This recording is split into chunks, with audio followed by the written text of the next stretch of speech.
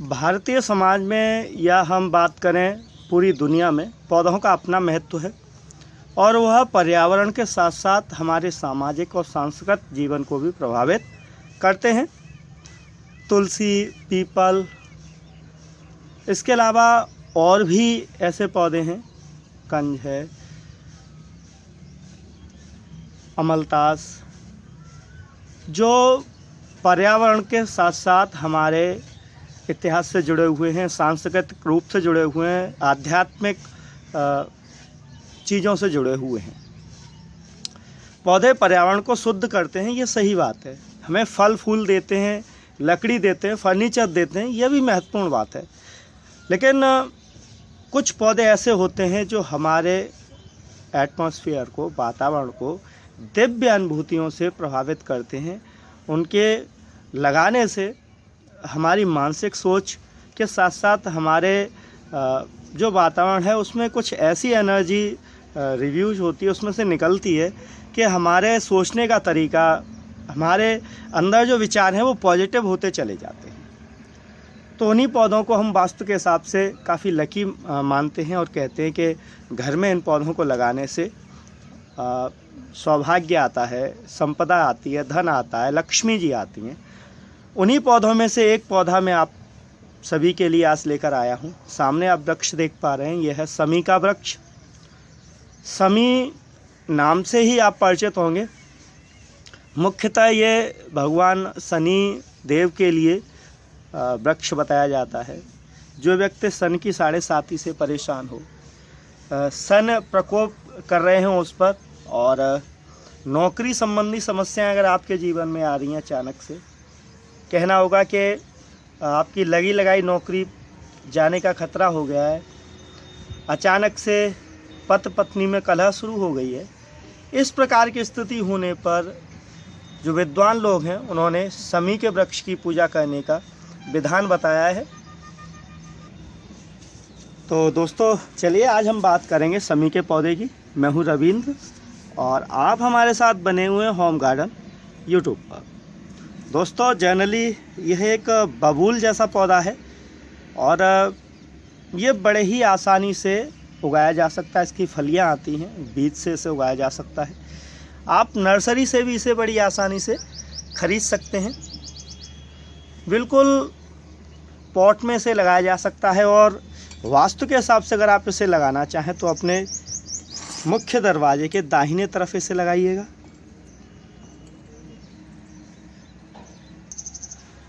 शमी वृक्ष की जो लकड़ी होती है वो काफ़ी पवित्र मानी गई है भारतीय दर्शन में। इस वृक्ष की लकड़ी केवल शनि ग्रह को ही पसंद नहीं है, भगवान गजानन यानी कि गणेश जी को भी ये काफ़ी पसंद है। उनके हवन पूजन आदि में इसकी लकड़ी का प्रयोग बहुत बड़े स्तर पे किया जाता रहा है। यह तो इसके आध्यात्मिक गुण हो गए, अगर वास्तु के हम हिसाब से बात कर रहे थे। अगर आप परेशान हैं तो उपाय मैं आपको बताता हूँ। उपाय में आप शनिवार के दिन इस वृक्ष के नीचे सरसों के तेल का दीपक जलाइए और वह शनिदेव के लिए होगा दीपक। दशरथ कृत शनिस्रोत का पाठ कीजिए 10 बार। अगर 10 बार ना कर सके तो 1 बार तो कीजिएगा ही। वस्तुगत दोस्तों कोई भी उपाय प्रयोग हमारी श्रद्धा और निरंतरता के ऊपर आधारित होता है। उसकी सफलता आपके काम करने के तरीके और किस निरंतरता के साथ किया जा रहा है इस पर निर्भर करता है। अगर आप चाहते हैं कि वास्तव में आपके जीवन में पॉजिटिव एनर्जी बढ़ जाए, आपके अंदर जो सोचने और विचारने की शक्ति है उसका जो नेगेटिवता है, परेशानियां हैं, वो निकल जाएं आपके जीवन से, तो आपको जो भी उपाय बताए जाते हैं उन्हें वास्तव में श्रद्धापूर्वक और निरंतरता के साथ आपको करना चाहिए। कोई भी धार्मिक वास्तु उपाय करने से पहले आपको अपने आप को स्वच्छ रखना होगा। स्वच्छ रखना केवल तन की सफाई से नहीं है, मन की सफाई से भी है। अगर आप अपना अच्छा चाहते हैं दोस्तों तो ये ध्यान रखिए कि आप कभी भी दूसरों का बुरा ना सोचें। पहली बात, कोई भी कार्य देवताओं की पूजा देवता बनकर करें, अशुद्ध रूप में ना करें, बिना नहाए धोए। उसके अलावा अनामिष भोजन यानी कि मांस, मदिरा, अंडा, इन्हें अगर आप खाते हैं तो इन्हें छोड़ दीजिए हमेशा के लिए, तब तो आप ये धार्मिक उपाय किया करें। अन्यथा की स्थिति में आप जो भी उपाय कर रहे हैं वो व्यर्थ जाएंगे। इन उपाय का आपके जीवन में कोई भी पॉजिटिव प्रभाव नहीं पड़ेगा। कोई भी उपाय करने से पहले सबसे पहले अपने माता पिता, गुरुजन, बड़े भाई, बड़ी बहन या अपनी पत्नी, इन सभी का सम्मान करना सीखिए। केवल मन में ही नहीं होना चाहिए, आचरण में भी आपका सम्मान दिखना चाहिए। वस्तुगत आप चाहते हैं कि देवता आपकी सहायता करें या फिर कुछ भी मान लीजिए कि पॉजिटिव एनर्जी हमारे घर में आए और आप अपने मन में नेगेटिव एनर्जी रखते हैं, तो आप समझते हैं कि पॉजिटिव और नेगेटिव जब आपस में मिलती हैं तो विस्फोट होता है। तो आप अगर पॉजिटिव एनर्जी चाहते हैं कि आपके घर में आए तो आपको भी अपने अंदर पॉजिटिव एनर्जी ही रखनी होगी।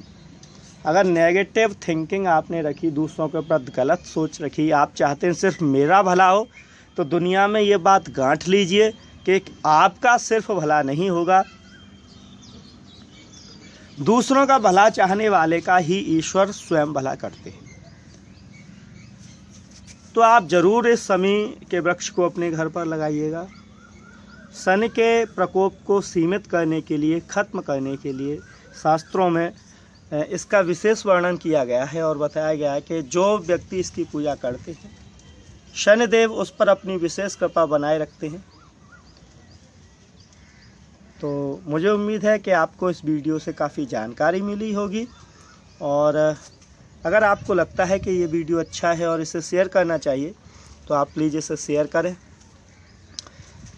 मिट्टी की बात थोड़ी सी कर ली जाए। बेसिकली मैंने बताया कि ये पौधा बिल्कुल पथरीली और रेगिस्तानी इलाकों में भी बड़ी आसानी से मिल जाता है।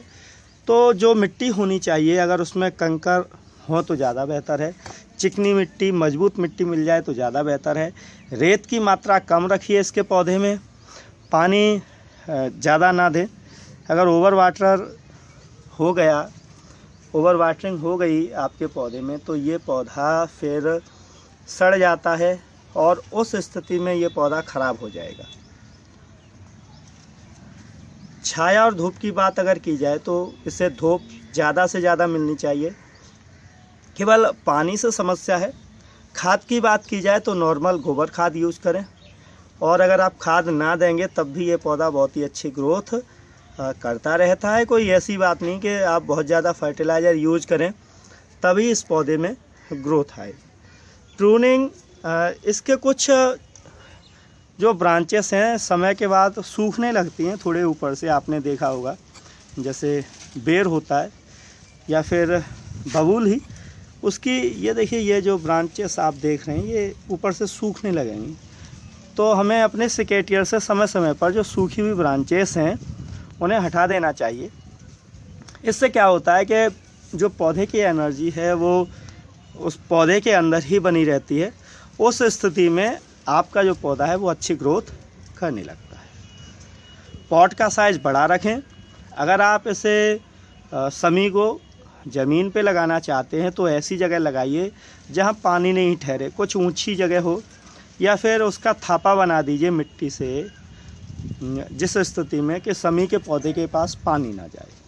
पानी की अधिकता से इसकी पत्तियां पीला पड़ना शुरू हो जाती हैं, जड़ें डैमेज हो जाती हैं, और फिर कुछ समय बाद आप देखेंगे कि आपका पौधा जो है बिल्कुल सूख गया। तो फिर भी अगर आपकी कोई क्वेरी रही हो शमी के पौधे को लेकर तो आप मुझसे कांटेक्ट कीजिए, कमेंट कीजिए वीडियो पर।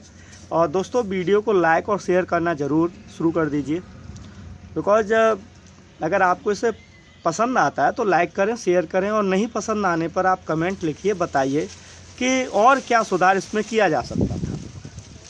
आपकी जानकारी मुझसे भी बेहतर हो सकती है इस पौधे के बारे में, और वह जानकारी आप अगर मुझे देंगे तो मैं भी भविष्य में उस जानकारी को दूसरे लोगों को शेयर करने की कोशिश करूँगा, जिससे ज्ञान का प्रवाह जो है वो सभी लोगों के पास हो जाएगा और धीरे धीरे हम वह पेड़ पौधों को अपने पूरे जनमानस में फैला सकेंगे। तो इन्हीं शब्दों के साथ मुझे आज्ञा दीजिए, फिर मुलाकात होगी आपके अपने YouTube चैनल होम गार्डन पर। तो तब तक देखते रहिए हमारा चैनल होम गार्डन। नमस्कार दोस्तों, और हमारी वेबसाइट ravindgarden.com पर भी आप जाके विजिट कीजिए। मैंने कुछ अच्छी पोस्ट आपके लिए लिख छोड़ी है, वहाँ पढ़िए और कमेंट दीजिए। तो थैंक्स, आपका दिन शुभ हो।